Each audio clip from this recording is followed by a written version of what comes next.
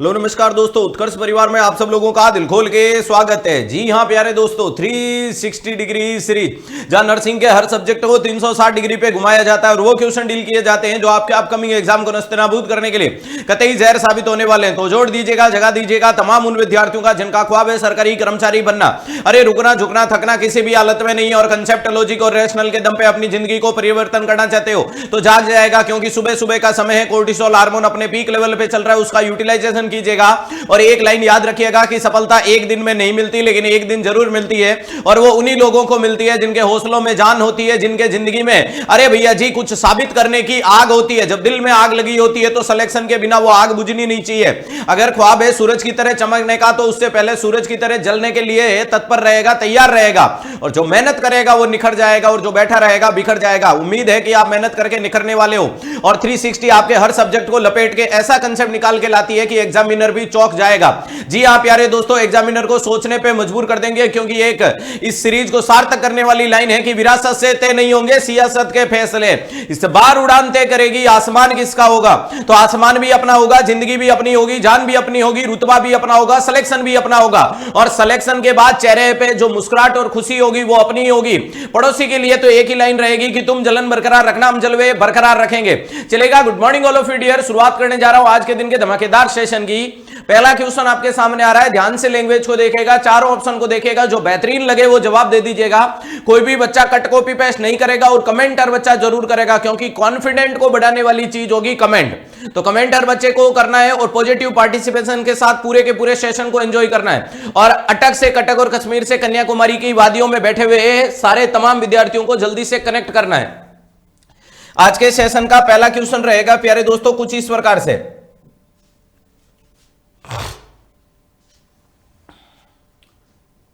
Comment box Rafale से धीरे नहीं चलना चाहिए, क्योंकि तुम राफेल से तेज तुम्हारी स्पीड होनी चाहिए और गूगल से खतरनाक तुम्हारे पास कंसेप्ट होने चाहिए।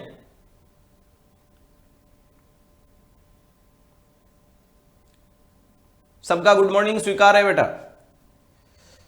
विच emotional response is related to the development of heart failure. अरे भैया जी, किसी भी व्यक्ति में हार्ट फेल हो गया और वहां आपसे पूछा है कि उसका इमोशन बताओ।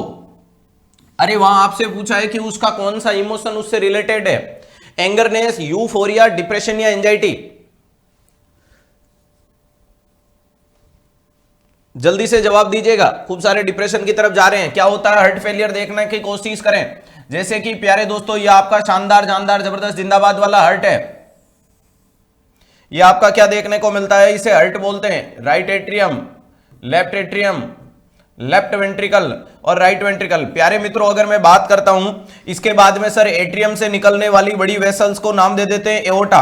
अरे नाम क्या दे देते हैं, एओर्टा। और एओर्टा जाकर के कहां खुलता है तो प्यारे दोस्तों एओर्टा जाकर के हमारे शरीर के टिश्यू पे ओपन होता है। एओर्टा जाकर के कहां ओपन होता है तो हमारे शरीर के टिश्यू को परफ्यूजन देने का काम करता है। जी हां, और एओर्टा से भैया जी बोले तो टिश्यू से जो डीऑक्सीजनेटेड है ब्लड, अरे जो डीऑक्सीजनेटेड ब्लड होता है उसको लेकर के आने वाली वेसल्स को अपन क्या बोलते हैं सर, उन वेसल्स को बोला जाता है वेन।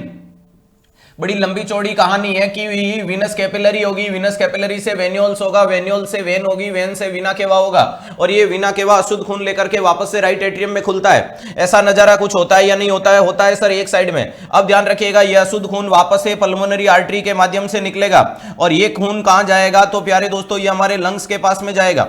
अरे ये खून अशुद्ध खून होता है, वो पल्मोनरी आर्टरी के माध्यम से कहां जाएगा तो आपको पता होगा कि सर ये लंग्स के पास जाएगा और लंग्स इस खून का क्या करेगा, शुद्धिकरण करेगा। अरे लंग्स इस खून का क्या करेगा, शुद्धिकरण करेगा और अशुद्ध खून को शुद्ध खून बना लेगा और वापस से भैया जी पल्मोनरी वेन की मदद से इस खून को लाकर के कहां पटक देगा तो हमारे लेफ्ट वेंट्रिकल में पटक देगा। तो एक नॉर्मल फिनोमिना या हमारे बॉडी की जो भैया जी ब्लड सर्कुलेशन का प्रोसेस होता है वो कुछ इस प्रकार से होता है। हमारे हार्ट के 4 चेंबर बना दिए, दो भैया जी, अरे भैया जी 2 एट्रियम है और 2 वेंट्रिकल है। अरे आलिंद और नीले जिसे आप बोलते हो 2 एट्रियम और 2 वेंट्रिकल देखने को मिलते हैं। यहां आपको पता है कि भैया जी एक वॉल होता है जिसका नाम है ट्राइकस्पिड, यहां नाम होता है जिसका नाम है बाइकस्पिड या मिट्रल वॉल, यहां होता है जिसका नाम है एओर्टिक वॉल और यहां वॉल होता है जिसका नाम है पल्मोनिक वॉल। ये हमारे हार्ट में 4 वॉल भी देखने को मिलता है। दिल होता है वो फेट का यूटिलाइजेशन लेकर के धड़कने वाला इंसान होता है। दिल के अंदर भैया जी, हार्ट के अंदर भैया जी कॉन्ट्रैक्शन या रिलैक्सेशन करवाने वाली मसल्स का नाम है हार्ट की मायोकार्डियम। हार्ट के 3 लेयर होती है, अंदर वाली लेयर एंडोकार्डियम जिसमें वाल होते हैं, दूसरी मायोकार्डियम होती है और तीसरी पेरिकार्डियम जो बाहर से मजबूती देती है। हार्ट की मायोकार्डियम कॉन्ट्रैक्शन रिलैक्सेशन करवाती है। अगर भगवान न करे आपके दिल के मायोकार्डियम में तकलीफ हो गई या दिल के अंदर कोई गड़बड़ हो गई, हार्ट की मस्कुलर वीकनेस हो गई तो अब कॉन्ट्रैक्शन नहीं हो रहा है। और जब अब हार्ट में कॉन्ट्रैक्शन नहीं होगा तो क्या प्यारे मित्रों, अरे हार्ट में कॉन्ट्रैक्शन नहीं होगा तो क्या ये लेफ्ट एट्रियम में भरा खून, अरे क्या ये लेफ्ट एट्रियम में भरा खून लेफ्ट वेंट्रिकल में आएगा? तो आप बोलोगे नहीं आएगा। और जब ये खून लेफ्ट वेंट्रिकल में नहीं आएगा तो क्या एओर्टा में या टिश्यू के पास जाएगा? नहीं जाएगा। तो फिर ये कहां जाएगा? लेफ्ट वेंट्रिकल वाला खून है लेफ्ट एट्रियम में भरेगा, एट्रियम में भरने के बाद भैया जी पल्मोनरी वेन में भरेगा। अरे ये रीगर्जिटेट करता हुआ कहां देखने को मिलेगा? सर ये पल्मोनरी वॉल में ये खून हमें रीगर्जिटेट होता हुआ जाने को देखने को मिलेगा। और जब ये जाएगा तो इसके कारण कंजेशन कहां बढ़ेगा? लंग्स के पास में खून की सप्लाई ज्यादा हो जाएगी और आपके लंग्स के पास में खून ज्यादा जाने के कारण मरीज को डिज्निया, crackle sound, heaviness in the chest जैसे सिम्टम देखने को मिलेंगे। यानी लंग्स से रिलेटेड सिम्टम आएंगे या नहीं आएंगे? डेफिनेटली आएंगे। उसी प्रकार से मान लीजिएगा किसी भी व्यक्ति के अंदर अपन राइट, ये तो लेफ्ट साइडेड हार्ट फेलियर हो गया। लेफ्ट साइडेड हार्ट फेलियर में सारे सिम्टम लंग से रिलेटेड आए, वहीं पे राइट साइडेड हार्ट फेलियर हो गया तो राइट साइड का दिल नहीं धड़क रहा है, तो राइट वेंट्रिकल में भरा हुआ खून क्या राइट वेंट्रिकल से आगे पल्मोनरी वॉल में जा रहा है? नहीं जाएगा। नहीं जाएगा तो ट्राइकस्पिड वॉल की मदद से ये खून वापस से रीगर्जिटेट करके कहां जाएगा? सर ये राइट एट्रियम में जाएगा। और ये राइट एट्रियम के बाद ये खून कहां जाएगा? तो सर ये राइट एट्रियम के बाद ये खून अरे इंफीरियर वीना केवा और ऊपर से आने वाला सुपीरियर वीना केवा में जाएगा। हेड एंड नेक से डीऑक्सीजनेटेड ब्लड लाने वाली वेसल्स का नाम है सुपीरियर वीना केवा। लोअर बॉडी से अशुद्ध खून या डीऑक्सीजनेटेड ब्लड को लाने वाली होती है इंफीरियर वीना केवा। तो ये रीगर्जिटेट, और आपको पता है कि इंफीरियर वीना केवा के अंदर एक चीज जुड़ी होती है जिसे अपन बोलते हैं हिपेटिक वेन। हिपेटिक वेन से लिवर में, लिवर से पोर्टल वेन में, कुल मिलाकर के लिवर से रिलेटेड सिम्टम आएंगे। बॉडी में एडिमा डेवलप हो जाएगा, स्वेलिंग देखने को मिलेगी, ऑर्गन डिस्फंक्शनल चीजें देखने को मिलती है। बॉडी में मरीज का वजन देखने है, वजन बढ़ता हुआ नजर आएगा। हार्ट के टिश्यू को परफ्यूजन नहीं मिलने के कारण टिश्यू में हाइपोक्सिया, पेलोरनेस जैसी चीजें देखने को मिलेगी। या मरीज के वापस से रीगर्जिटेट कहां देखने को मिल रहा है? टिश्यू की साइड रीगर्जिटेट देखने को मिलता है। That all are concept of the heart failure. और आपसे मरीज ने यही पूछा है कि ऐसी समस्या मरीज में हो जाने पे मरीज क्या महसूस करेगा। अब इसके अंदर आपके खून को भैया जी मैं प्रदर्शन में ले आता हूं कि कौन सा तो शुद्ध है और कौन सा अशुद्ध है। जैसे कि ये शुद्ध खून है, अरे भैया जी ये शुद्ध खून नाच रहा है। प्यारे दोस्तों इसमें कौन सा नाच रहा है? तो ये भी शुद्ध खून है। इसके अलावा प्यारे दोस्तों अगर आप लोग देखोगे तो ये क्या खून है? तो ये अशुद्ध खून देखने को मिल रहा है। और ये भी क्या देखने को मिल रहा है? अशुद्ध खून देखने को मिलता है। ये आपको समझ में आ गया होगा। हार्ट के इन चेंबर में कैसा खून होता है? अशुद्ध खून होता है। और प्यारे दोस्तों हार्ट के इन चेंबर में कैसा खून होता है? तो आपको जवाब देना है सर इनमें शुद्ध खून होता है। तो ये कुल इस प्रकार से आपका हार्ट देखने को मिलता है। बहुत ही शानदार तरीके से डायग्राम आपके सामने बनाया गया है, कौन सी चीज कहां आ रही है, किस प्रकार से आ रही है। 2 सेकंड के लिए जिन बच्चों को इनके नामकरण के ऊपर फोकस करना है तो 2 सेकंड के लिए इनका नाम लिखना चाहो तो लिख सकते हो, इसमें कोई अतिशयोक्ति नहीं होगी। ये एओर्टा है, ये आपका भैया जी हमारे शरीर का अंग या शरीर का टिश्यू है। टिश्यू से क्या निकलती है? ज्यादा समय नहीं खराब करूंगा। वैसे एओर्टा से आर्टरी, आर्टरी से आर्टीरियोल, आर्टीरियोल से आर्टीरियोल कैपिलरी, ऐसा होता है। यहां से वीनस कैपिलरी, वीनस कैपिलरी से प्यारे दोस्तों वेन्यूल्स, वेन्यूल से वेन और वेन से वीना केवा। तो मैं मोटे मोटे रूप में सीधा लिख देता हूं वीना केवा जी। वीना केवा आपको पता है 2 प्रकार के वीना केवा है। एक तो लोअर बॉडी से लाने वाला इंफीरियर वीना केवा और अपर बॉडी से लाने वाला सुपीरियर वीना केवा देखने को मिलता है। चलेगा, ये राइट एट्रियम में खून आ गया। इसके बाद वॉल तो आपको पता ही है भैया जी, ये यहां चला गया। ये क्या कहलाती है? ये कहलाती है पल्मोनरी आर्टरी। अरे ये स्ट्रक्चर क्या कहलाएगी? पल्मोनरी आर्टरी के नाम से जानी जाती है। अरे किसके नाम से? Pulmonary artery. और लंग से वापस से कौन निकलेगी? तो याद रखिएगा पल्मोनरी वेन निकलती है। अरे क्या निकलती है? Pulmonary vein. मैंने कई दफा आपको एक डेफिनेशन पढ़ा रखी है, वो वेसल जो हार्ट से शुरू हो टिश्यू पे खत्म हो आर्टरी कहलाती है। वो वेसल जो टिश्यू से शुरू और हार्ट पे खत्म हो वो वेन कहलाती है। ध्यान रखिएगा, हार्ट से शुरू होकर टिश्यू पे खत्म होने वाली आर्टरी और टिश्यू से शुरू होकर हार्ट पे खत्म होने वाली वेन, और कैपिलरी से कैपिलरी पे खत्म होने वाली हिपेटिक वेन कहलाती है। बहुत शानदार तरीके से मेरे हिसाब से कलरफुल जिंदगी में अच्छे से समझ में आया होगा। अरे आंकड़ा अटकना नहीं चाहिए प्यारे दोस्तों। लगा दे आग पानी में जवानी उसे कहते हैं, और छीन ले सिलेक्शन कहानी इसे कहते हैं। जितना बड़ा आंकड़ा होगा उतना भयंकर मेरा कॉन्फिडेंस होगा। और ध्यान रखिएगा, अरे पता चलना चाहिए दुनिया को कि कुछ देर की खामोशी है फिर शोर आएगा, और तुम्हारा तो वक्त आया था, हमारा दौर आएगा। तुम लोग अगर मैदान में टिके रहोगे तो वादा करता हूं जिस दिन यूपी के पेपर में उतरोगे भौकाल लेकर के आओगे। अरे यूपी की दुनिया हर सेंटर से आवाज निकलेगी कि 360 degree is much more sufficient for all nursing competitive exam. ये मेरी गारंटी है। अब सुनो, एंगर का मतलब गुस्सा। अरे पहला बोल रहा है कि हार्ट फेलियर, पहले शब्द समझ लेते हैं इमोशन। इमोशन क्या होता है? भावनाएं, फीलिंग्स।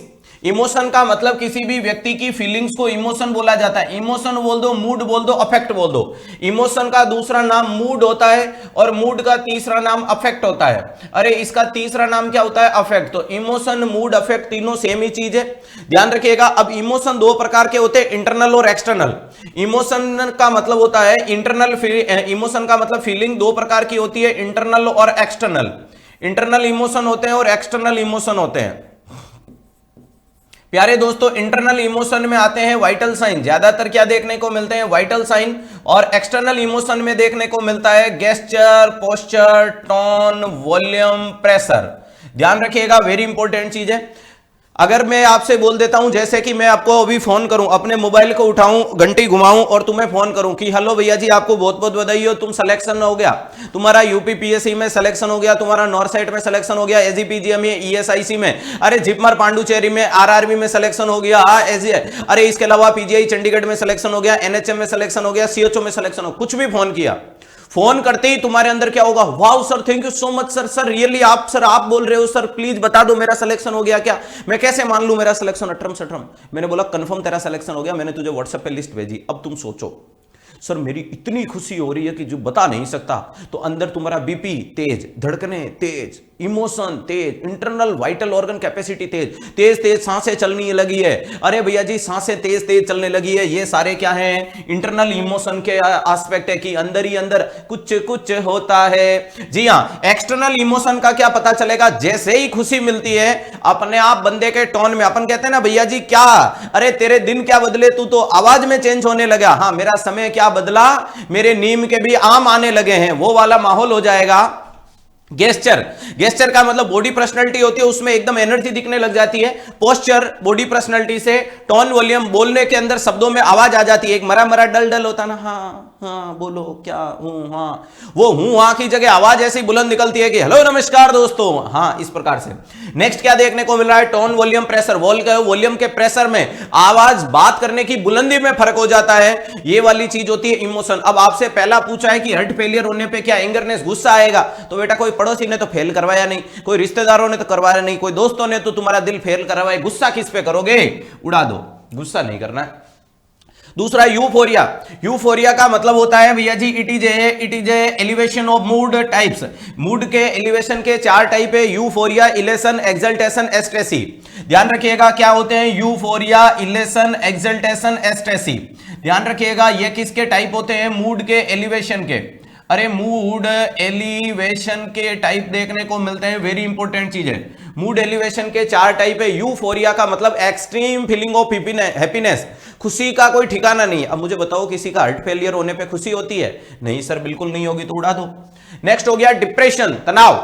डिप्रेशन का मतलब होता है कि डिक्रीज द साइटोमोटर एक्टिविटी या डिक्रीज द पर्पजफुल साइटोमोटर एक्टिविटी। जिंदगी के जो जरूरी कार्य हैं वो घटने शुरू हो गए। मेनिया के मरीज में क्या देखने को मिलता है? Increase the purposeless psychomotor activity. जो काम हमारे रोजमर्रा जिंदगी के नहीं इतने जरूरी है, फिर भी हम उनको जरूरत से ज्यादा करने लगे, वो मेनिया कहलाता है। और जो जरूरी है उन्हें कम कर लेते हैं, डिप्रेशन। तो हार्ट फेल होने पे तनाव में जाना, वियोग में जाना, डिप्रेशन में जाना, कुंठित हो जाना, ये कोई नहीं होता है। बल्कि जब मरीज में हार्ट फेलियर होता है तो एंजाइटी डेवलप होती है। अरे क्या डेवलप होती है? एंजाइटी। यहां आपको भैया जी 2-3 शब्दों को समझना है। What do you mean by anxiety? अरे ध्यान रखिएगा, ये साइकेट्रिक के जो वर्ड होते हैं ये मिलते जुलते होते हैं। वो कहते हैं ना, अरे न था अपना फिर भी अपना अपना सा लगा, और बहुत देर बाद किसी से मिलके बहुत अच्छा लगा। अरे तुमने क्या सोचा था कि मर जाऊंगा मैं तुम्हारे बगैर? बताओ तुम्हें मेरा मजाक कैसा लगा? चलो, एंजाइटी का मतलब क्या देखने को मिलता है? एंजाइटी का मतलब फर्दर या भैया जी फ्यूचर एंजाइटी क्रिएट होती है। Anxiety always for future, anxiety always in imaginary, हमेशा काल्पनिक होती है। पेपर में पता नहीं सवाल कैसे आएंगे, मैं सवालों का जवाब नहीं दे पाया तो, मेरे को उत्तर नहीं आया तो, मेरे रिश्तेदार मुझे कुछ बोलेंगे, मुझे गालियां देंगे, उन चीजों को ले लेकर के टेंशन लेना। यानी एक ऐसा टेंशन जो किसके लिए होता है? फ्यूचर के लिए होता है हमेशा। और ये ऐसा टेंशन जो कैसा होता है? इमेजिनरी। कैसा होता है? इमेजनरी। तो वेरी इंपॉर्टेंट चीज है, इमेजनरी और फ्यूचर डेंजर होता है। भविष्य के लिए डरते रहते हो सर, रियलिटी में डरेंगे वो फियर होता है। वास्तविकता में सामना हो गया, जैसे कि तुम डर रहे हो कि घर से बाहर निकल के बाजार जाऊंगा, रास्ते में शेर मिल जाएगा और मैं रास्ता पार नहीं कर पाऊंगा, या मेरे पड़ोसी के घर का कुत्ता है, मैं कॉलोनी से घर से निकल के बाहर जाऊंगा तो वो कुत्ता रास्ते में मिल गया तो मेरी तो हालत खराब हो जाएगी। ये सोच सोच कर डरना एंजाइटी है। और जाओ रास्ते में हकीकत में कुत्ता मिल गया, इधर तुम और उधर कुत्ता, इधर टॉमी और उधर डॉगी, अरे भाई साहब, अब वो क्या है? फियर है। रियल डेंजर का सामना करना, फियर का मतलब क्या देखने को मिलता है? Real danger. वास्तविकता में डर का सामना कर लेना फियर कहलाता है। भविष्य के इमेजिनरी डेंजर को ले लेकर के डरना एंजाइटी कहलाता है। नेक्स्ट सवाल आपके सामने क्या देखने को मिलेगा? ये बोलो भगत और भगवान की जय। आंकड़ा अटकना नहीं चाहिए प्यारे विद्यार्थियों, तुम ही तो उम्मीद हो। वो कहते हैं ना, पूरी धरा साथ दे तो और बात है, और तू जरा सा साथ दे तो और बात है। चलने को तो एक पांव पर भी चलती है दुनिया, मगर दूसरा साथ दे तो और बात है। वादा किया था 360 किसी भी हालत में नहीं रुकेगी, किसी भी परिस्थितियों में नहीं रुकेगी, क्योंकि अखंड भारत का जो प्यार, अरे भैया जी, पूरे विश्व के बच्चों के द्वारा जो मिल रहा है वो खतरनाक है, लाजवाब है। उन्होंने बोला था कि किसी भी हालत में नहीं रुकना, मतलब किसी भी हालत में नहीं रुकना। सेशन रोज होगा, जबरदस्त होगा, जोरदार होगा, जिंदाबाद वाला होगा। बस परिवर्तन कुछ चीजों का होगा और वो समय के साथ में फिर वापस परिवर्तन करके दिखाएंगे, ये मेरी गारंटी है, क्योंकि परिवर्तन दुनिया का नियम है।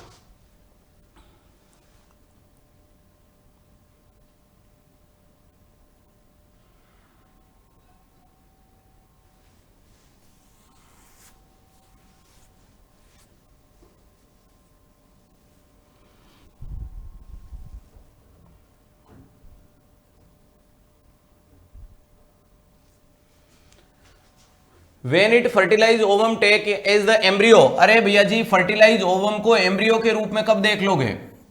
फर्टिलाइज ओवम को एम्ब्रियो के रूप में कब देख लोगे? प्यारे दोस्तों, आपको पता है एक नाम होता है जिससे अपन बोलते हैं स्पर्म, जिसका लाइफ स्पाम होता है 48 से 72 घंटे। एक चीज होती है जिसे अपन बोलते हैं ओवम, जिसका लाइफ स्पाम होता है 12 से 24 घंटे। और जब दोनों मिलते हैं तो इसी चीज को अपन क्या बोलते हैं? फर्टिलाइजेशन। इस दोनों मिल जाते हैं तो इसी को क्या बोला जाता है? फर्टिलाइजेशन के नाम से जाना जाता है। अरे किसके नाम से जाना जाता है? फर्टिलाइजेशन के नाम से जाना जाता है। समझ में आई मेरी बात? जी हाँ सर। अब इस फर्टिलाइजेशन के अंदर जो फर्टिलाइजेशन वाला प्रोडक्ट होता है उसी को अपन क्या बोलते हैं? अरे भैया जी, आदि हिप्लॉइड सेल, जो आदि सेल होती है वो मिलकर के प्रोसेस करवाती है। इसी को सिंगल सेल स्ट्रक्चर के नाम से जानते हैं। इसी को क्या बोला जाता है? Single cell structure. और ये जो सिंगल सेल स्ट्रक्चर होती है प्यारे दोस्तों, इसी को बोला जाता है जाइगोट। अरे इसी को क्या बोल सकते हो? जाइगोट के नाम से जाना जाता है। वेरी इंपॉर्टेंट, ध्यान रखिएगा। ये सिंगल सेल स्ट्रक्चर या first day of the fertilization या first product of the conception क्या कहलाता है? जाइगोट कहलाता है। अगर अपन 3 पार्ट में प्रेगनेंसी को डिवाइड करें तो पहला नाम आता है प्री एम्ब्रियोनिक।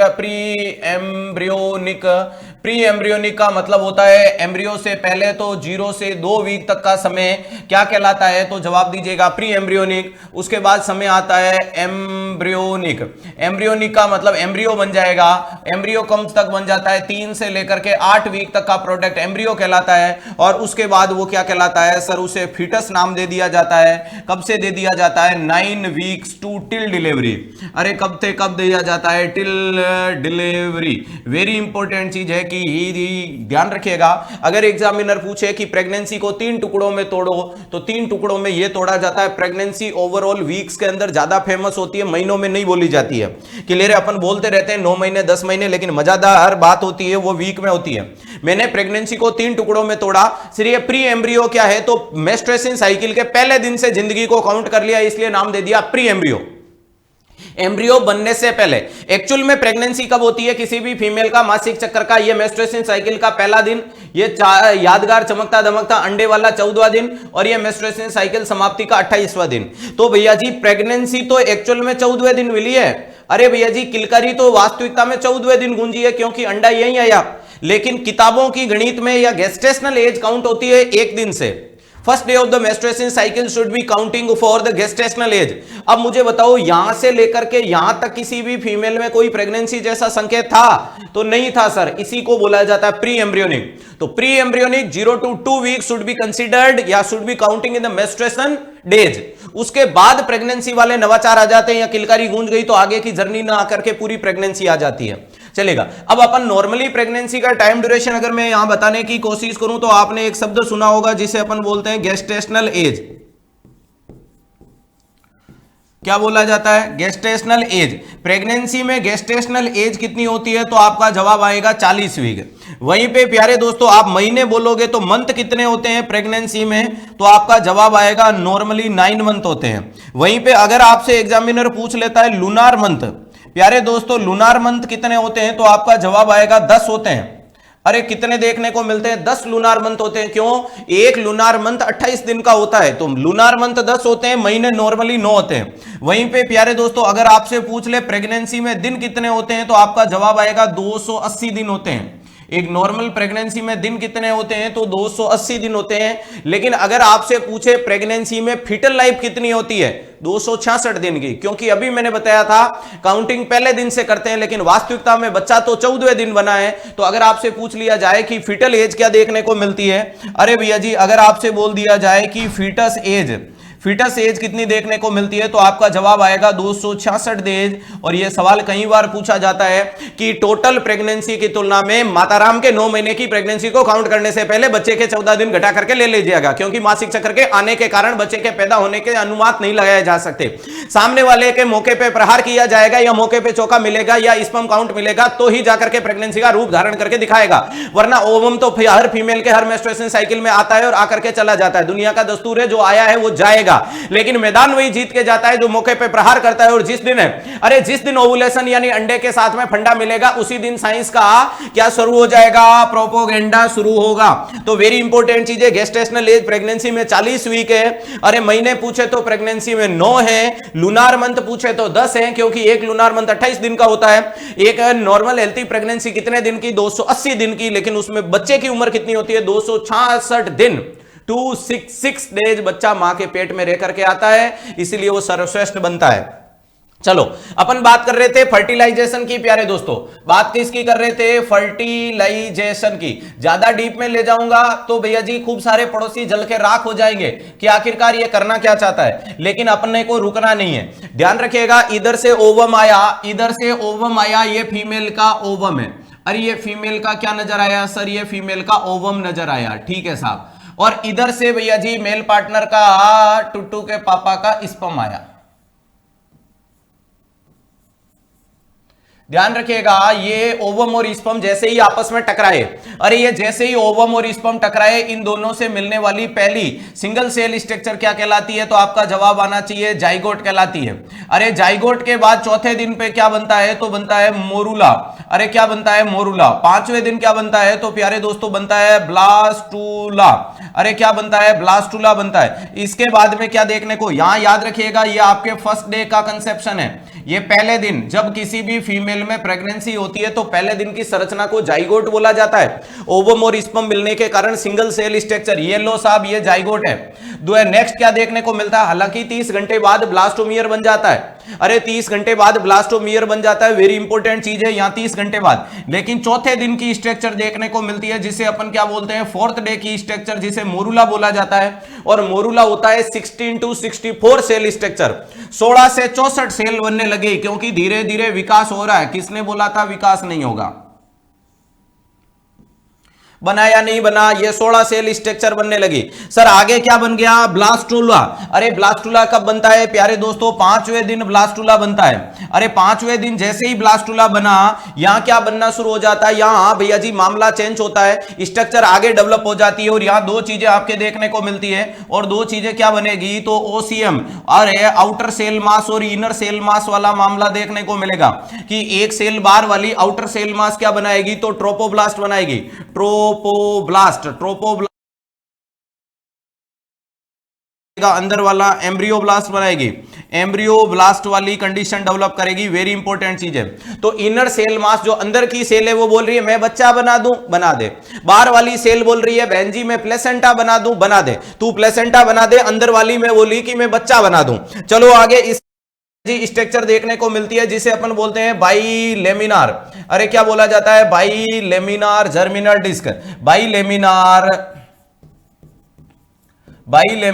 जर्मिनल डिस्क के नाम से जाना जाता है। अरे किसके नाम से? बाइलेमिनार जर्मिनल डिस्क वाली स्ट्रक्चर आ जाती है। और वो कौन से दिन आती है? 8वें दिन। और 8वें दिन बाइलेमिनार जर्मिनल डिस्क में क्या होता है कि ये जो ट्रोपोब्लास्ट है ये अपनी दो लेयर बना देता है। उन दो लेयरों का नाम होता है सिनसाइटोट्रोपोब्लास्ट और साइटोट्रोपोब्लास्ट।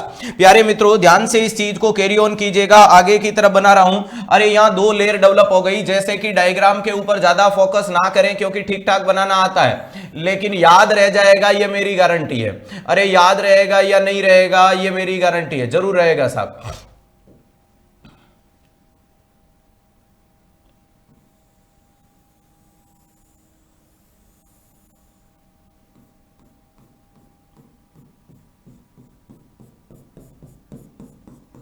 चलो एक लेयर वो बना दी और एक अंदर अपन ने ये लेयर बना दी। तो ध्यान रखिएगा आप, बाई सेल और बाई न्यूक्लियस जैसी कुछ दो लेयर देखने को मिल रही है। अपन ने एक शब्द बोला है 8वें दिन की स्ट्रक्चर को कि bilaminar germinal disc.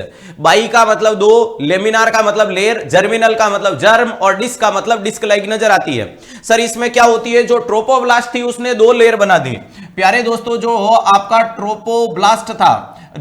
Trophoblast था उसने यहां दो लेयर बना दी। एक लेयर का नाम है सिनसाइटोट्रोपोब्लास्ट बोल दिया। और दूसरी प्यारे दोस्तों एक लेयर बन गई जिसका नाम है साइटोट्रोपोब्लास्ट। क्या बन गई? साइटोट्रोपोब्लास्ट। वेरी इंपॉर्टेंट चीज है। एक लेयर बन गई जिसका नाम है सिनसाइटोट्रोपोब्लास्ट और दूसरी बन गई साइटोट्रोपोब्लास्ट। ये जो सिनसाइटोट्रोपोब्लास्ट है ये 8वें दिन एक स्पेशल हार्मोन रिलीज करती है जिसका नाम है HCG।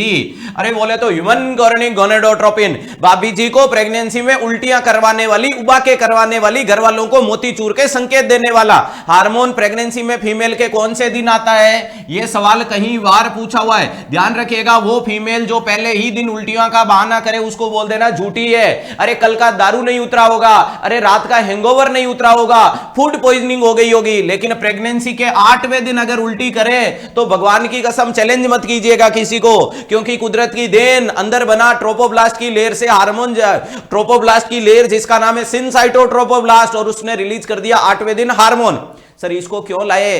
क्यों उल्टियां करवाना चाहते हो? अरे जिसके साथ अच्छाई होती है थोड़ी बहुत बुराई सहन करनी पड़ती है। जब सिलेक्शन होता है तो खुशी होती है, सिलेक्शन की खुशी में आज की पढ़ाई की पीड़ा सहन करनी पड़ती है। सेम टू सेम यहां है। HCG हार्मोन बोला कि माताराम आपके अंदर प्लेसेंटा बनकर के तैयार होगा 3 महीने 12 वीक में, या तो 12 वीक में या 3 महीने में। बाद में तुम प्लेसेंटा से प्रेगनेंसी मेंटेन करोगे। 3 महीने तक तुम्हारे टुट्टू को जिंदा कौन रखेगी? मैं रखूंगी। HCG hormone is responsible for the maintenance of pregnancy.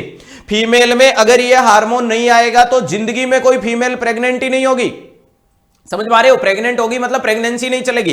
तो maintenance of pregnancy hormone is called HCG hormone. चलो दूसरी लेयर बता दी अपन ने साइटोट्रोपोब्लास्ट। ये 2 बार की लेयर है। अंदर आपका था एम्ब्रियोब्लास्ट। ट्रोपोब्लास्ट के 2 टुकड़े हो गए। अंदर आपका कौन था सर? एम्ब्रियोब्लास्ट चल रहा था। और ये एम्ब्रियोब्लास्ट बोला मैं भी अपने 2 काम करूंगा। और 2 काम क्या देखने को मिलेगा? तो इसने बोला मैं भी बनाऊंगा एंडोडर्म। अरे क्या बनाऊंगा? एंडोडर्म और एक्टोडर्म। एंडोडर्म और एक्टोडर्म। और एंडोडर्म एक्टोडर्म से मैं क्या बना लूंगा? वेंट्रल और डोर्सल सरफेस बना लूंगा। क्या बना लूंगा? अपनी ventral and dorsal surface. Dorsal surface. तो वेरी इंपॉर्टेंट चीज है, वेंट्रल और डोर्सल सरफेस डेवलप हो जाती है कहां?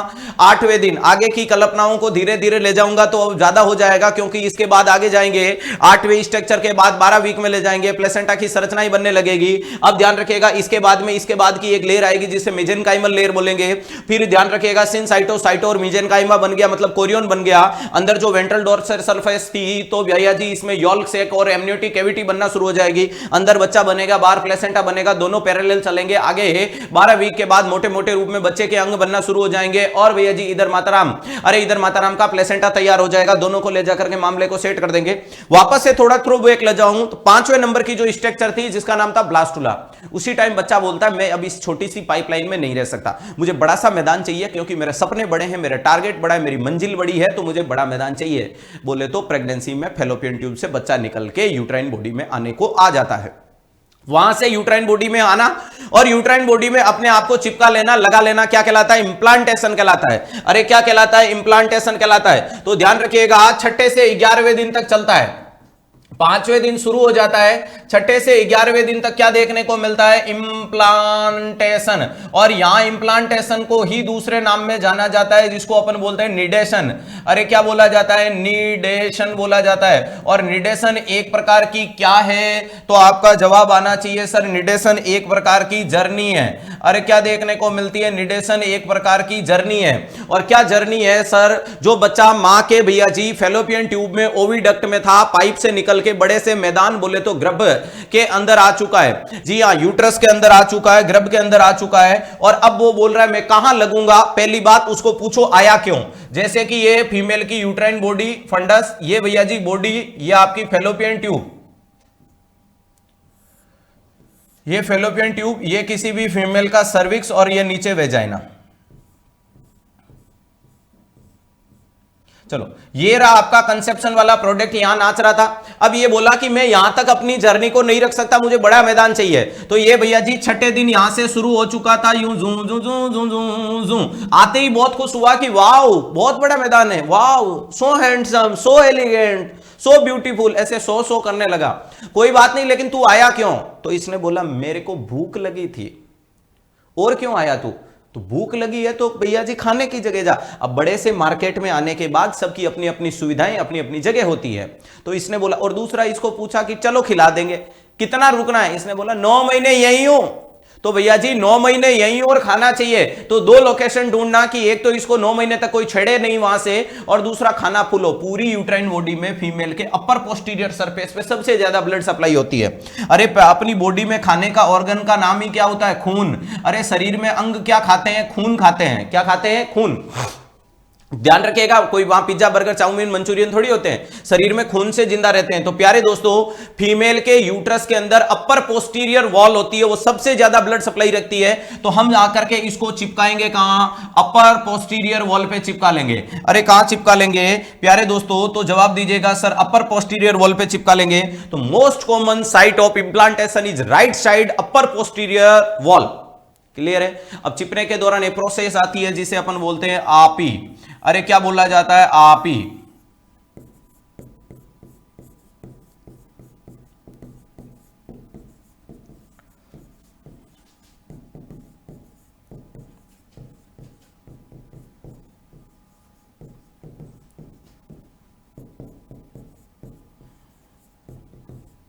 टॉपिक पूरा क्लियर हो जाएगा, ये मेरी गारंटी है। आंकड़ा आज बहुत ज्यादा अटका नजर आ रहा है प्यारे दोस्तों, इतने से कुछ नहीं होगा। जमीन पे बैठ के क्या आसमान को देखता है, परों को खोल जमाना उड़ान देखता है। और मिला है हुस्न तो हुस्न की हिफाजत कर, संभल के चल मेरे यार तुझे सारा जहां देखता है। यहां मैंने बोला सबसे पहले वो करेगा अट्रैक्शन। अरे अट्रैक्शन का मतलब वो सामने वाले को लुभाता है। जैसे कि मान लीजिएगा आप भैया जी किसी गार्डन में घूमने जाओ और कोई भैया ओए होए होए होए होए होए कतई जहर ऐसा वाला फील देने वाला कोई शख्सियत बैठा है, तो तुम क्या करोगे?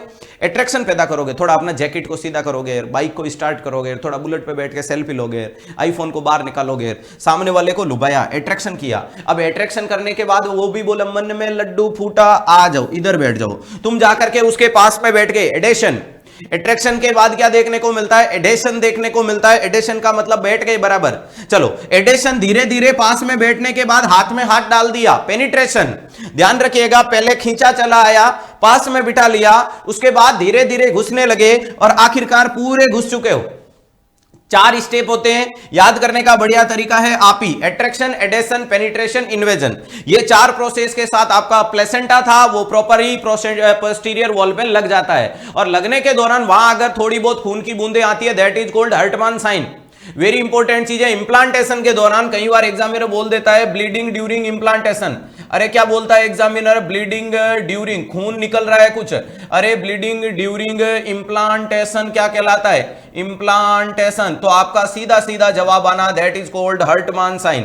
क्या बोला जाता है, हर्टमान साइन बोला जाता है। वेरी वेरी वेरी इंपॉर्टेंट चीज है, हर्टमान सॉल्यूशन बोला जाता है आरएल को, और ये आपका हर्टमान साइन है मुन्ना, ध्यान रखिएगा। और ये क्या है, हर्टमान साइन के रूप में देखा जाता है। That's clear. तो ध्यान रखिएगा, ये इस प्रकार से कुछ जर्नी चलती है। बोलो भगत और भगवान की जय। क्लियर है, ध्यान रखिएगा। आपके इस सवाल का आपका जवाब क्या जाना चाहिए, डेफिनेटली रूप से तो आप सबको पता चल गया होगा, क्योंकि कंसेप्ट को ऐसा खोला जाता है कि कुछ भी पीछे नहीं छोड़ा जाता है। एम्ब्रियो कब तक बोलोगे, ओए होए होए होए, अरे एज ए एम्ब्रियो कब बोला जाता है, तो 0 से 8 वीक तक की जर्नी एम्ब्रियो कहलाएगी। अरे भैया जी ये तो ट्राइमेस्टर का खेल हो गया, याद रखिएगा ये तो ट्राइमेस्टर हो गया। अगर मैं प्रेगनेंसी में ट्राइमेस्टर पढ़ाऊं तो कितने, 3, फर्स्ट सेकंड थर्ड, 0 से 12, 12 से भैया जी 28 और 29 से टिल डिलीवरी। नेक्स्ट सवाल आपके सामने क्या रहेगा, अरे भैया क्या हो गया, ज्यादा चले गए, ये लो।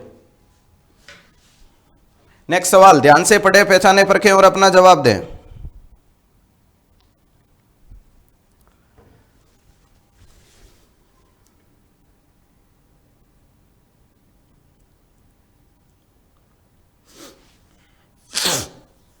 साथ साथ में लाइक वाले बटन को भी देखते रहेगा।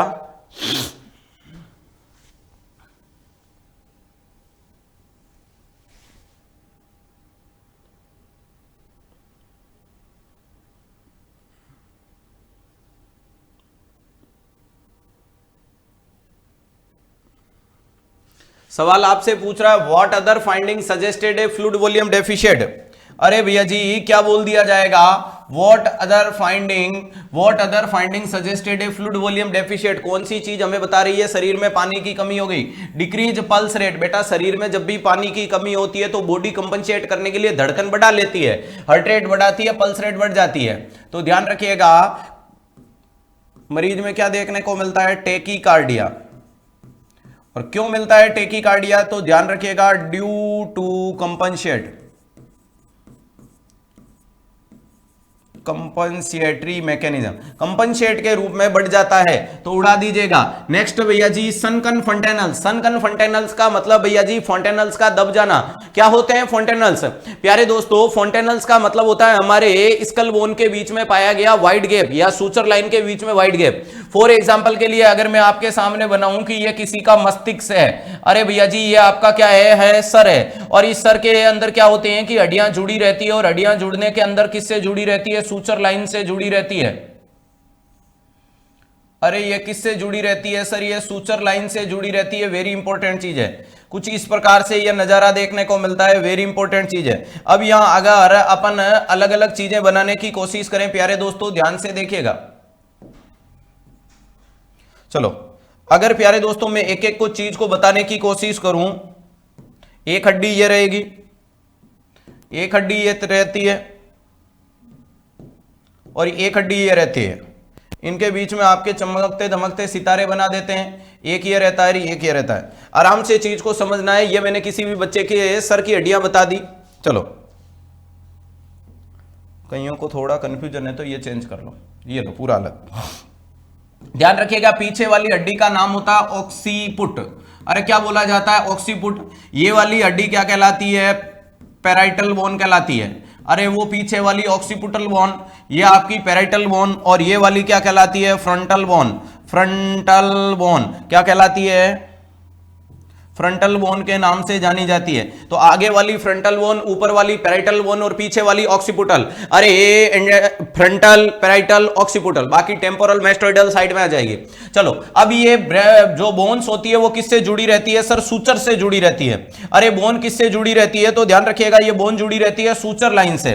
किससे जुड़ी रहती है, सूचर लाइन से। तो ये सूचर आपके सामने, अगर प्यारे दोस्तों मैं बात करता हूं कि एक सूचर आपके सामने ये वाला नजर आ रहा है, जो आगे वाली दो हड्डियों को जोड़ता है, that is called frontal suture. ध्यान रखिएगा, इसे क्या बोला जाता है, फ्रंटल सूचर बोला जाता है। अरे क्या बोला जाता है, फ्रंटल सूचर के नाम से जाना जाता है। क्लियर है। नेक्स्ट ऊपर जो दो हड्डियां देखने को मिलती है, पैराइटल बोन, पैराइटल बोन को जोड़ने वाला सूचर बोला जाता है सैजाइटल सूचर। इस सूचर का नाम क्या देखने को मिलता है? तो इसे बोला जाता है सेजाइटल सूचर। अरे इसे क्या बोला जाता है? सेजाइटल सूचर बोला जाता है। अरे किस नाम से जाना जाता है? Sagittal suture. वहीं पे प्यारे दोस्तों आगे वाली हड्डी को ऊपर वाली हड्डी से जोड़ने वाले सूचर होते हैं, उन्हें बोला जाता है कोरोनल सूचर। तो एक सूचर यहां देखने को मिलता है प्यारे दोस्तों, यहां पे आपको, इसे क्या बोला जाता है? इसे बोला जाता है कोरोनल सूचर। वेरी इंपॉर्टेंट चीज है, ध्यान रखिएगा, एग्जामिनर सवाल सीधा सीधा पूछेगा। Two parietal bone should be connected with sagittal suture, two frontal bone should be connected with frontal suture, frontal connected with parietal is called coronal suture. और प्यारे दोस्तों ध्यान रखिएगा, अब पैराइटल को ऑक्सीपुटल से जोड़ने वाला जो सूचर होता है उसका नाम क्या देखने को मिलता है? तो इसे बोला जाता है लैम्डोइडल सूचर। अरे क्या बोला जाता है? लैम्डोइडल सूचर बोला जाता है। तो ये आपके सामने कुछ 3-4 मैंने सूचर लिख लिए, इधर मैंने हड्डियों के नाम लिख दिए। अब देखो, wide gap in between the suture, suture के बीच में जो वाइड गैप होता है, गड्ढा होता है, दैट इज कॉल्ड फोंटेनल। सूचर के बीच में जो वाइड गैप होता है उसी को क्या बोला जाता है? फोंटेनल्स के नाम से जाना जाता है। वेरी इंपॉर्टेंट चीज है। तो आप लिख सकते हो wide gap in between the suture line. वैसे फोंटेनल होते हैं 6, वैसे फोंटेनल 6 देखने को मिलते हैं, स्पेनोइडल, मेस्टोइडल भैया जी, उसके बाद में इंटीरियर पोस्टीरियर, या जिसे ब्रैगमा लैम्डा के नाम से जानेंगे। नजर कितने आते हैं? 2। नजर ने नजर को नजर भर देखा तो नजरें घुमाई तो नजर में सिर्फ 2 ही आए, तो पढ़ेंगे कितने? 2। तो ध्यान रखिएगा, अगर एग्जामिनर आपसे पूछे कि इस फोंटेनल्स को क्या नाम देते हैं, तो इसे बोला जाता है एंटीरियर फोंटेनल्स। अरे इसे क्या बोलेंगे? एंटीरियर फोंटेनल। क्या बोला जाता है? एंटीरियर फोंटेनल्स। ध्यान रखिएगा, एंटीरियर फोंटेनल्स कैसा होता है सर? ये डायमंड शेप होता है। अरे ये कैसा होता है प्यारे दोस्तों? डायमंड शेप देखने को मिलता है। नेक्स्ट इंपॉर्टेंट चीज बात करें, ये जो एंटीरियर फोंटेनल्स होता है प्यारे दोस्तों, ये एंटीरियर फोंटेनल्स का स्पेशल नाम है ब्रैगमा। अरे इसका स्पेशल नाम क्या देखने को मिलता है? ब्रैगमा बोला जाता है। वेरी इंपॉर्टेंट चीज है, इसको क्या बोलेंगे? ब्रैगमा। और ये एंटीरियर फोंटेनल्स बंद कब होता है? 12 से 18 महीने पे। ध्यान रखिएगा, ओसीफाई या क्लोज कब हो जाएगा? तो आपका जवाब आना चाहिए 12 से 18 महीने पे। अरे कब आ जाता है? बंद कब हो जाता है? 12 से 18 महीने पे बंद हो जाता है। कब बंद हो जाएगा प्यारे दोस्तों? वेरी इंपॉर्टेंट चीज है, तो आपका जवाब आना चाहिए सर ये 12 से 18 महीने पे बंद हो जाता है। अरे कब बंद हो जाएगा? अरे 12 से 18 महीने पे बंद होता है या नहीं होता है? ध्यान रखिएगा, ये कुल मिलाकर के सारी चीजें, ये लो, ये इधर सेट बैठ गई और ये तू इधर चलो, और भैया जी इसके तीर को यहां ले। कुल मिलाकर के ध्यान रखिएगा, एंटीरियर फोंटेनल्स डायमंड शेप होता है, क्लोज होता है 12 से 18 महीने पे, बोले तो 1 से 1.5 साल में, और दूसरा नाम है ब्रैगमा। पीछे वाला कहलाता है प्यारे दोस्तों पोस्टीरियर फोंटेनल्स। अरे पीछे वाले को क्या नाम दिया जाता है सर? आगे एंटीरियर तो पीछे पोस्टीरियर, और पोस्टीरियर फोंटेनल्स। अरे क्या बोला जाता है? फोंटेनल। सर ये पोस्टीरियर फोंटेनल का दूसरा नाम क्या होता है? तो इसे बोलते हैं लैम्डा। क्या बोला जाता है? लैम्डा। और ये कैसा होता है? तो प्यारे दोस्तों ट्राईएंगुलर शेप होता है, ट्राईएंगुलर शेप में देखने को मिलता है। वेरी इंपॉर्टेंट चीज है। और जो बंद कब हो जाता है? 6 to 8 वीक में। ध्यान रखिएगा, तो कई बार आपको बोला जाता है कि कौन सा फोंटेनल्स है जो पोस्टर्म बच्चे में लगभग क्लोजिंग के पास होता है। कौन सा फोंटेनल्स है जो भैया जी, कौन सा फोंटेनल्स है जो भैया जी पोस्टर्म बच्चे में लगभग नियर बाई क्लोजिंग होता है? तो जवाब देना पोस्टीरियर फोंटेनल्स। क्यों? क्योंकि सर 6 से 8 वीक में बंद होता है। नॉर्मल बच्चा 37 वीक में पैदा होता है, 38, 39, 40, 41, 42, मतलब 5 वीक खींच लिए तो लगभग बंद ही मिलेगा। समझ पा रहे हो? तो फोंटेनल्स समझ में आ गया। तो आपको भैया जी ये फोंटेनल्स नॉर्मली कैसे होते हैं? फ्लैट। अगर चमड़ी को नॉर्मल देखोगे फ्लैट होगा, बच्चा रोएगा तो बल्ज करेगा, बच्चे के हाइड्रोसिफिलिस होगा तो बल्ज करेगा, और शरीर में पानी होगा, पानी की कमी होगी, निर्जलीकरण होगा तो सनकन यानी डिप्रेस देखने को मिलता है। तो प्यारे दोस्तों सनकन फोंटेनल्स का ही दूसरा नाम होता है डिप्रेस फोंटेनल्स।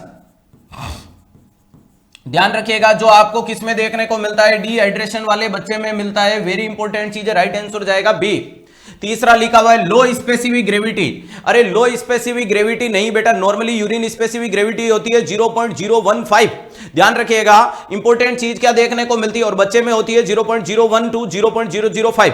अगर आपसे बोला जाए कि जब शरीर में पानी की कमी होती है तो यूरिन कंसंट्रेटेड आता है, आपने देखा होगा गर्मी के मौसम में पानी नहीं पीते हैं, उसके बाद जब आप यूरिन पास आउट करते हो तो एकदम गहरा गहरा आता है, खतरनाक वाला। हाँ सर, तो वो खतरनाक वाला या गहरा गहरा जो आता है वही तो कंसंट्रेटेड है, और कंसंट्रेशन में ग्रेविटी बढ़ती है घटती नहीं है। ध्यान रखिएगा, यहां आपको क्या देखने को मिलता है, कंसंट्रेटेड, और कंसंट्रेटेड यूरिन में क्या देखने को मिलती है,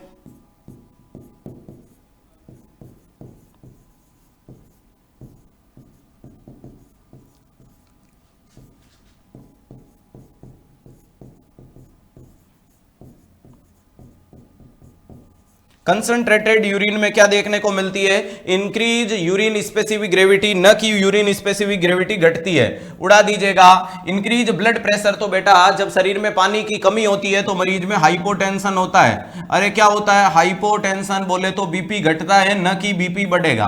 तो ये ऑप्शन भी आपका क्या हो गया, नस्तराबूद हो गया। तो राइट आंसर क्या देखने को मिला, बी। बहुत बढ़िया, सारे बच्चों का सही था। मेन मकसद है सवाल सही हो या यहां गलत हो, एग्जाम हॉल में गलत नहीं होना चाहिए। दूसरी अति महत्वपूर्ण लाइन, हर सवाल से आपको यह सीखना है कि रैशनल कितना गजब आ रहा है। अपने नोटबुक में छाप छाप के अपने नोट्स बनाने अच्छे वाले, और एग्जाम के दौरान एग्जामिनर को खुला चैलेंज करना है। और चैलेंज तभी कर पाओगे, मेरे जोश को डबल करोगे, और यह आंकड़ा जैसे अटका रहेगा तो डबल कैसे हो जाएगा। प्यारे दोस्तों, लगा दे आग पानी में जवानी उसे कहते हैं, और छीन ले सिलेक्शन कहानी इसे कहते हैं। तो कहानी छीनने वाले सिलेक्शन की कहानी को लिखने की कोशिश कीजिएगा, और उस कहानी के किरदार खुद को बनाएगा, और किरदार इतना जबरदस्त होना चाहिए कि पर्दा गिरने के बाद भी तालियां बजती रहे। अभी तक जिस बच्चे ने क्लास को लाइक एंड शेयर नहीं किया, जल्दी से कर दीजिएगा, टुकर टुकर बिल्कुल नहीं देखें।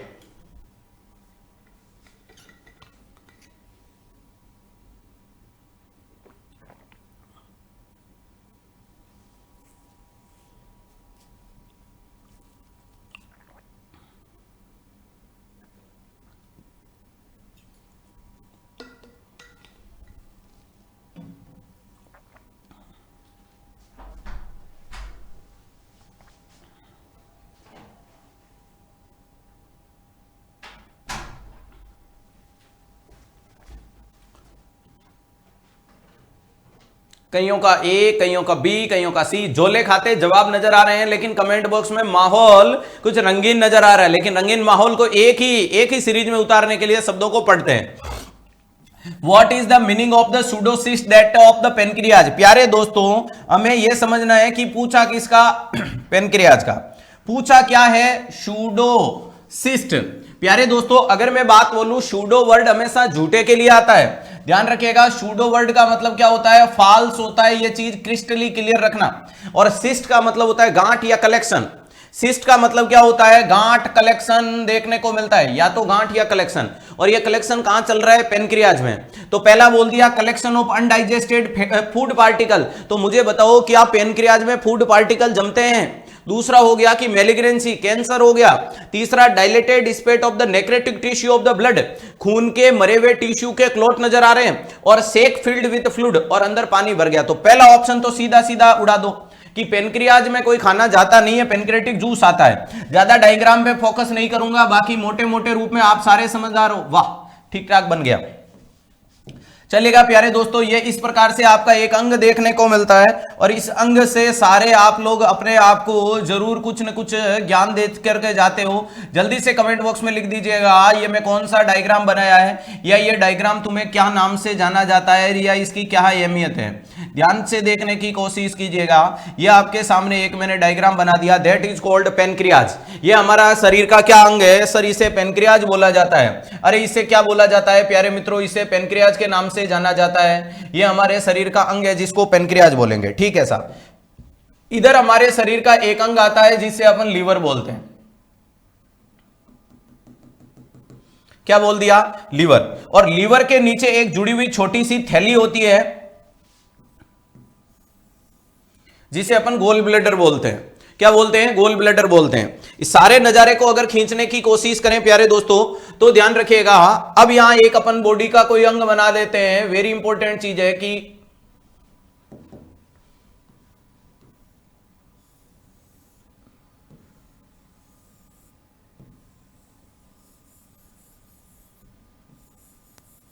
चलो ध्यान रखिएगा, ये कुल मिलाकर के खाने की नली, ये खाने का बक्सा, उसके बाद में ड्यूडिनम जेजुनम, बोले तो oesophagus, stomach, duodenum jejunum, ileum वगैरह चलता रहेगा। अब सारी चीजों को आपस में जोड़ने की कोशिश करें पेंगे। पेनक्रियाज से आती है पेनक्रेटिक डक्ट। अरे पेनक्रियाज से कौन सी डक्ट आती है सर? पेनक्रेटिक डक्ट आती है। चलो बहुत बढ़िया, अच्छी है, आने दो। नेक्स्ट सर पेनक्रेटिक डक्ट क्या लाएगी अभी बता दूंगा। इधर भैया जी लीवर से आती है left hepatic duct, right hepatic duct, दोनों मिल जाती है, बन जाती है कॉमन हिपेटिक डक्ट। ठीक है साहब। इधर से भैया जी गोल ब्लैडर से आती है, जिसे बोलते हैं सिस्टिक डक्ट।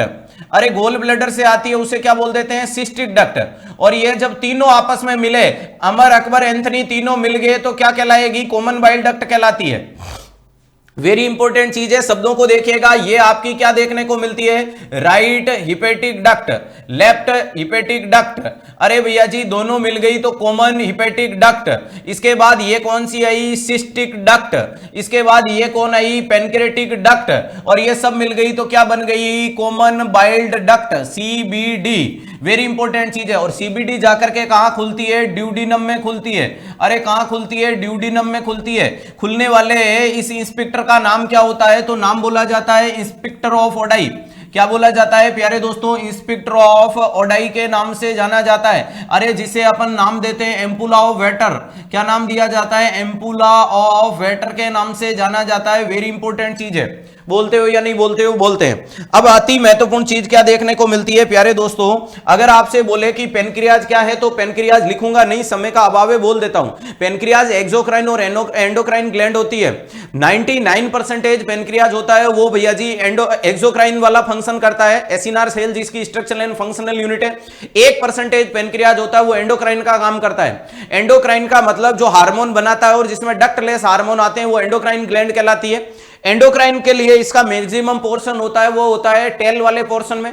वहां एक स्पेशल सेल बनती है या ग्रुप बनता है या गुच्छा बनता है, दैट इज कॉल्ड आइसलैंड लेगरहेंस।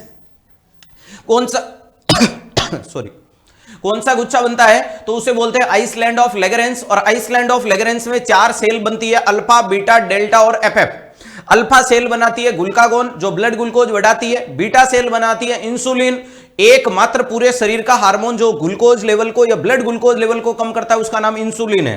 तीसरे नंबर पे बनती है डेल्टा। डेल्टा क्या बनाती है? Alpha beta delta. डेल्टा बनाती है सोमेटोस्टेटिन। और लास्ट में बनती है एफ सेल। एफ सेल भैया जी फोलिकुलर एफ सेल क्या बनाएगी? पेनक्रेटिक पॉलीपेप्टाइड जूस बनाएगी। और पेनक्रियाज हमारे लिए खाने पाने में क्या मदद करता है? सर ये जूस आता है और वो जूस हमारे खाने को डाइजेशन कराता है, that is called pancreatic juice. चलो, पेनक्रियाज से हर प्रकार का जूस आता है। अरे कुछ भी खाओ, कार्बोहाइड्रेट खाओ, फैट खाओ या प्यारे दोस्तों प्रोटीन खाओ। सर ये आता है, कौन लेके आती है? पेनक्रेटिक डक्ट लाती है। ठीक है। लीवर से क्या निकल के आता है? लीवर से बाइल आता है। जब भी हम फैट वाली चीजें खाते हैं, फैट को इमल्सिफाई करने के लिए जो अपने लिए प्रोडक्ट आता है वो होता है बाइल। लीवर क्या करता है? हर समय, हर पल, हर मिनट बाइल बनाता है, लेकिन बाइल का स्टोरेज कहां होता है? गोल ब्लैडर में। तो कुल मिलाकर के ये दोनों बाइल देंगे। और ये बाइल कहां जाएगा? सर दोनों बाइल मिलकर के ये जाकर के ड्यूडिनम में खुलता है और खाने का डाइजेशन कराता है। पहला ऑप्शन आपको बोल रहा है कि सूडोसिस्ट का मतलब है कि पेनक्रियाज में फूड पार्टिकल। तो मुझे बताओ खाना यहां गया क्या? अरे यहां बिल्कुल खाना नहीं गया है। अरे क्या यहां खाना नजर आया? बिल्कुल नजर नहीं आया। अरे यहां खाना नजर आया क्या? बिल्कुल खाना नजर नहीं आया। तो चलो वापस से ले चलते हैं, सवाल में पहला ऑप्शन उड़ गया। दूसरा लिखा है मैलिग्नेंसी। तो most common site of cancer is a head of the pancreas. सबसे शरीर का, सबसे दुनिया का गंदा कैंसर पेनक्रियाज का कैंसर है। लिख लीजिएगा अगर मैलिग्नेंसी का मतलब, अरे यहां क्या लिखोगे? Most common site of pancreatic carcinoma. तो आपको जवाब देना हेड ऑफ द पेनक्रियाज। अरे क्या देवोगे? Head of the pancreas. और सबसे व्रस्ट प्रोग्नोसिस वाला भी कैंसर कौन सा होता है? तो भी आपका जवाब देना हेड ऑफ द पेनक्रियाज। क्या होता है? हेड ऑफ द पेनक्रियाज सबसे गंदा, सबसे खराब, सबसे बेकार वाला कैंसर है। लेकिन प्यारे दोस्तों मैलिग्नेंसी की कंडीशन में और भी खूब सारे डिस्चार्ज आते हैं। उसमें सूडोसिस्ट, झूठी सिस्ट नहीं, एक्चुअल सिस्ट बनती है, एक्चुअल में गांठ बनती है। सूडो का मतलब झूठी है, मैलिग्नेंसी में झूठी कैसे हो सकती है? उड़ा दो। लास्ट लिख दिया shake field with the fluid. पानी से भरे भरे गुब्बारे मिल रहे हैं, पानी से गुब्बारे मिलते हैं, वो शेक स्ट्रक्चर नहीं होती है, वो फ्लूइड फील्ड कैविटी कहलाती है। उड़ा दीजिएगा।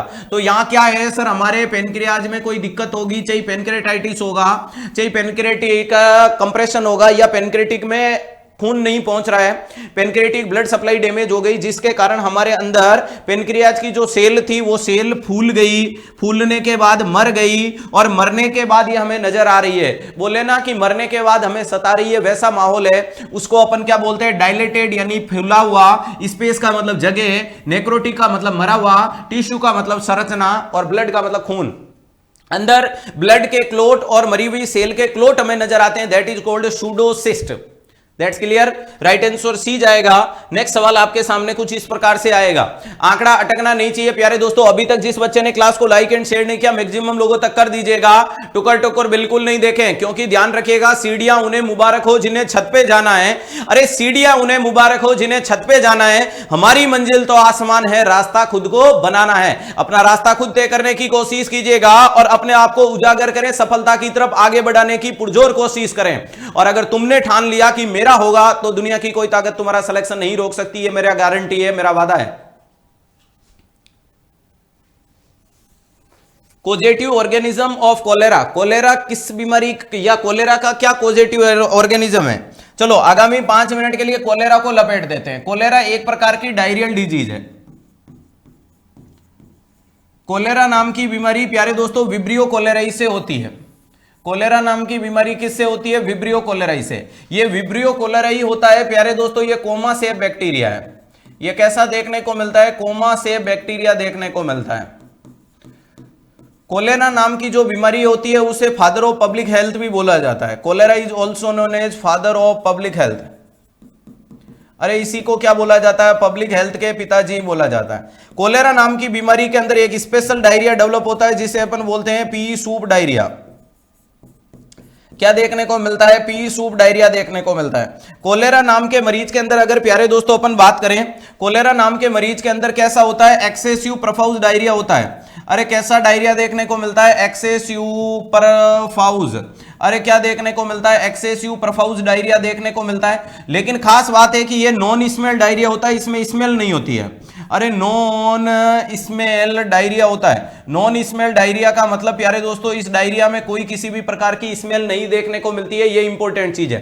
नेक्स्ट अगर मैं बात करता हूं कि ये कोलेरा वाले मरीज में सारे सिम्टम कौन से आएंगे, फिर सर सारे सिम्टम दूसरे आएंगे, डिहाइड्रेशन वाले। कौन से आएंगे? ध्यान रखिएगा, दूसरे जितने भी सिम्टम आएंगे वो डिहाइड्रेशन, जैसे कि oliguria, tachycardia, hypotension, dry skin, dry elasticity, sunken eye, sunken fontanelles, उसके बाद में dry hairs, dry oral mucosa देखने को मिल रही है, मरीज डल देखने को मिल रहा है, कूल कामी स्किन देखने को मिल रही है, पेलोरनेस डेवलप हो रही है, ये सारे सिम्टम देखने को मिलते हैं। कोलेरा के लिए डायग्नोसिस क्या देखने को मिलता है प्यारे दोस्तों? अगर बात करोगे अरे भैया जी कोलेरा का डायग्नोसिस क्या होता है, तो जवाब देना स्टूल एग्जामिनेशन। क्या किया जाता है? कोलेरा के मरीज में स्टूल एग्जामिनेशन किया जाता है और इसका सैंपल डायरेक्टली लिया जाता है प्यारे दोस्तों वीआर मीडियम में। अरे किस में लिया जाता है? VR medium. और वीआर मीडियम का मतलब क्या देखने को मिलता है?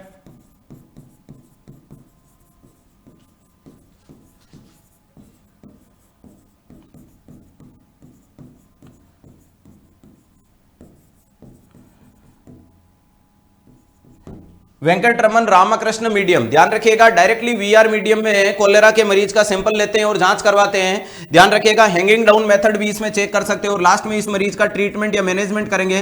पहली बात, कोलेरा एक प्रकार की एपिडेमिक डिजीज है। कोलेरा एक प्रकार की क्या है? एपिडेमिक डिजीज है। तो सबसे पहले तो अपने सीनियर अथॉरिटी को इंफॉर्मेशन देना है। सबसे पहले तो आपको इस बीमारी के बारे में क्या करना है? इंफॉर्मेशन। अरे information to higher authority, very important चीज है कि क्या करना है? हायर अथॉरिटी को आपको इंफॉर्मेशन देनी है कि सुनो गौर से दुनिया वालों, हमारे गांव में कोलेरा आया है, यह जानकारी देनी है। बाकी तो इस लाइन को आप बोल सकते हो, सुनो गौर से दुनिया वालों, चाहे जितना जोर लगा लो, सबसे आगे रहेंगे उत्कर्ष वाले। ध्यान रखिएगा, आप पहली बात तो ये कर दी। दूसरे नंबर पे सबसे ज्यादा बीमारी को ठीक करना या लक्षण को रोकना? सर लक्षण को, वरना मरीज मर जाएगा। तो दूसरे नंबर पे प्रायोरिटी आती है fluid replacement, fluid and electrolyte, fluid and electrolyte. अरे इलेक्ट्रोलाइट क्या करना है? रिप्लेसमेंट करना है। वेरी इंपॉर्टेंट चीज है, फ्लूइड एंड इलेक्ट्रोलाइट रिप्लेसमेंट वाला काम देखने को मिलेगा कि मरीज तक पानी पहुंचाने की और मरीज तक भैया जी शरीर में जो इलेक्ट्रोलाइट इंबैलेंस हुए वो, और उसके बाद इसकी आती है डीओसी, ड्रग ऑफ चॉइस। अब ड्रग ऑफ चॉइस बहुत है क्योंकि मरीज बहुत है, और मरीज बहुत है तो ज्ञान बहुत है, और ज्ञान बहुत है तो सिलेक्शन बहुत आसान है। सुनो, ड्रग ऑफ चॉइस अगर पूछे टुट्टू के पापा में, ठीक है, टुट्टू की मम्मी में और टुट्टू में खुद में, और बीमारी होने से पहले, और पूरे गांव वालों के लिए,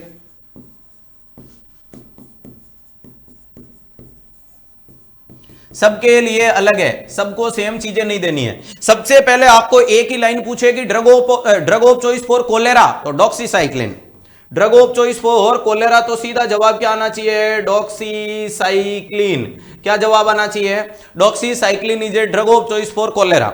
वहीं पे पूछेगा प्रेगनेंसी में, प्रेगनेंसी मतलब बाबीजी में, बाबीजी में कौन है, फीटस, फीटस है तो दवाई दे दो फ्लूरोजोलेडिन, फ्लूरोजोलिडिन, कौन सी दवाई दोगे, फ्लूरोजोलेडिन। वहीं पे नेक्स्ट टुट्टू, चिल्ड्रन से बोला मुझे भी तो कुछ दो, अरे नादान बच्चा, अरे C for children, C for cute cute, C for क्लोट्राइमेक्साजोल।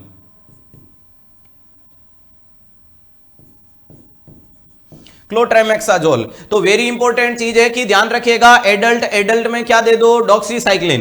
Pregnancy में क्या है, पेट में फीटस है और फीटस है तो फ्लोरोजोलिडिन दो। ध्यान रखिएगा, चिल्ड्रंस में सी फॉर चिल्ड्रन, सी फॉर क्लोट्राइमेक्साजोल। और प्रोफाइलैक्सिस में क्या दें, अरे कुछ भी टिका दो, कुछ भी टिका दो मतलब टेट्रासाइक्लिन, टेट्रासाइक्लिन। लेकिन ध्यान रखिएगा ये tetracycline should be contraindicate in the pregnancy and children. बच्चे को और भाभी जी को किसी भी हालत में टेट्रासाइक्लिन नहीं देनी है। सर दे दूं तो नुकसान कर बैठेगा, और तो क्या है होगा, क्या नुकसान होगा, बच्चे के दांत पीले पड़ जाएंगे, टीथ डिस्कलरेशन, और क्या होगा सर, दांतों का कोई नहीं, पॉलिश करवा लेंगे, हड्डियां कमजोर हो जाएगी, और क्या हो जाएगा, ग्रोथ नहीं होगी, और क्या हो जाएगा, खून में कमी हो जाएगी। चलो ये तो बच्चे के लिए होगा, माता राम का क्या नुकसान कर देगी, प्लेसेंटा क्रॉस करके बच्चे में नुकसान कर देगी। तो कुल मिलाकर के अब प्रेगनेंसी में और बच्चे को बिल्कुल नहीं देनी, क्योंकि बच्चे में टीथ डिस्कलरेशन, बोन की ग्रोथ डिफॉर्मिटी, बच्चे की ग्रोथ डिफॉर्मिटी और बच्चे में एनीमिया। प्रेगनेंसी में क्या करती है, टेरोटोजेनिक। सर ये तो ठीक है, प्रोफाइलैक्सिस का मतलब जो भी संदर्भ में आएंगे, जो भी गंभीरता में आएंगे, जो शक के दायरे में आएंगे, टेट्रा टिका देंगे। लेकिन मेरे पूरे गांव वाले गंभीरता में आ चुके हैं, mass prophylaxis. Mass prophylaxis mean it should be cover more public. More public को गोलियां नहीं खिलाई जाती, ज्ञान बांटा जाता है, और ज्ञान बांटने की जगह यहां जवाब क्या दे दो, हेल्थ एजुकेशन, या क्या दे दो, सेफ वाटर एंड सैनिटेशन। अरे क्योंकि बीमारी अनहाइजीन के कारण हुई थी, सेफ वाटर और सैनिटेशन। ध्यान रखिएगा, सेफ वाटर और सैनिटेशन सिखाना है, क्योंकि डिजीज फीको ओरल रूट से होती थी, और सेफ वाटर और सैनिटेशन और हेल्थ एजुकेशन दे दोगे, गांव वाले अपने आप बचाव कर लेंगे। कोरोना काल में प्रधानमंत्री नरेंद्र मोदी जी रोज 8 बजे आते थे, भाइयों और बहनों कह करके नई घोषणा करके चले जाते थे, उससे अच्छा कोरोना सिखा देते। ध्यान रखिएगा, जैसे कि आ करके मास्क पहनाना पॉसिबल नहीं था, आपको यही बोला कोरोना होता है मास्क पहन लो, नहीं होगा। सेम चीज यहां बोलो, कोलेरा होता है हाइजीन मेंटेन करो, नहीं होगा। बोलो भगत और भगवान की जय। ध्यान रखिएगा, इसी के साथ आपके कोलेरा का होता है स्वाहा। अरे सवाल एग्जामिनर को बोलना कि पूछ तेरी जहां औकात है पूछ, इस बार तुम्हारी खोपड़ी में छेद करने हम ही आएंगे। साल्मोनेला टाइफी से होता है टाइफॉइड, जो अपन नेक्स्ट सेशन में डील करेंगे। मॉस्किटो का मतलब मच्छर होते हैं। क्लोस्ट्रीडियम टिटेनी से टिटनस होता है। और आज के आनंद की जय के साथ में राइट आंसर क्या जाएगा, ए। और इसी के साथ में घड़ी की टिक टिक ने बोल चुका है कि समय की सीमाएं हुई है समाप्त। उम्मीद नहीं, पूर्ण विश्वास है कि आज का सेशन आपके अंदर एक नई ऊर्जा, मोटिवेशन, जोश, जुनून, पागलपन लाया होगा, जो आपको सिलेक्शन के कदम की राह पे एक कदम आगे ले गया होगा। अभी तक जिस बच्चे को सेशन पसंद आया और अपनी ईमानदारी के साथ में लाइक और शेयर नहीं किया, तो मैक्सिमम लोगों तक कर दीजिएगा, ताकि हर एक शख्सियत अपने साथ जुड़ सके और अपने आप को मजबूत कर सके। और आज के सेशन के बारे में क्लास कंप्लीट होने के बाद कमेंट बॉक्स में कमेंट जरूर छोड़ें, क्योंकि ताकि मैं उन कमेंट को पढ़ता पढ़ता हंसता मुस्कुराता जोश, जुनून, पागलपन के साथ नेक्स्ट सेशन आपके लिए लेकर के आऊंगा, जो आपको और ज्यादा ऊर्जा देगा, मोटिवेशन देगा, और एग्जामिनर को खुला चैलेंज रहेगा। जितनी औकात है लगा देना जोर, लेकिन तुम्हें तुम्हारी औकात दिखाने के लिए इस बार राफेल स्टूडेंट आएंगे, जिनकी राफेल से तेज स्पीड है और गूगल से भयंकर कंसेप्ट है। अरे कर दिखाओगे या नहीं कर दिखाएंगे? डेफिनेटली करेंगे। मां तेरे पसीने की हर बूंद को मैं मोती सा चमकाऊंगा, तू देख सपने बड़े पूरे करके मैं दिखलाऊंगा। अपने माता पिता के आंखों में चमक बनने की कोशिश कीजिएगा, उनके सपने साकार करने की कोशिश कीजिएगा, और हंसते रहे, मुस्कुराते रहे, पढ़ते रहे, मस्त रहे, बने रहे उत्कृष्ट परिवार के साथ, और कर दिखाएगा कुछ ऐसा कि दुनिया करना चाहे आपके जैसा। Thank you so much.